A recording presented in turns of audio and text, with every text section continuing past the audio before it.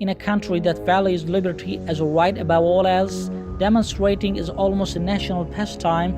France has been in a near constant state of protest for the last 14 months.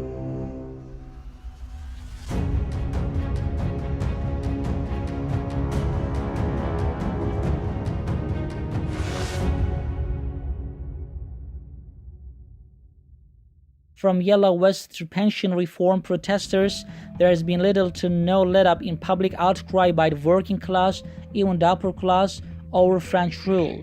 November 17, 2018 marked the first day of the Gilets Jaunes movement, or Yellow Vest. For the bright protective pieces of clothing motorists are required to carry in their vehicles should they get in an accident. Protesters in the social justice mode done the same, giving an instant visual coup to their cause, which centered on rising fuel prices and taxes, as well as the need for empowered government services for rural areas. Gilets Jaunes took to the streets with just over 250,000 people in the first protest and have returned every Saturday since.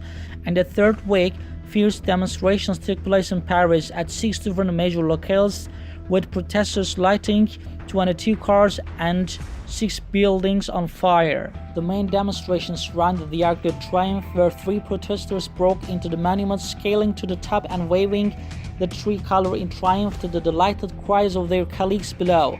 A new strike has now gripped France against proposed pension reforms put forth by the French government. It is the longest transport strike in France's history, 51 days and counting.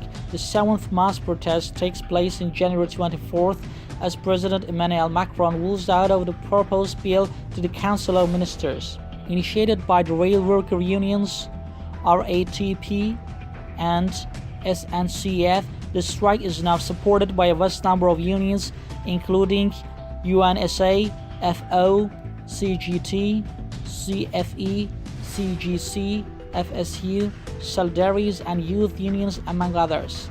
Metro trains and rail service nationwide have been crippled, especially hampering business during the holiday season. Thousands have protested from Bordeaux to Le Chaillard. Hospital workers, lawyers, teachers, even physical therapists have added their voices, as have the Yellow Vests. But what's first objection is nothing new for a nation whose 18th century revolution brought down the powerful French monarchy and whose Paris uprising inspired a masterpiece in the literary canon, Les Miserables, and its accompanying hit musical. Entertainment aside, rebelling against governmental and societal change is something the French take very seriously.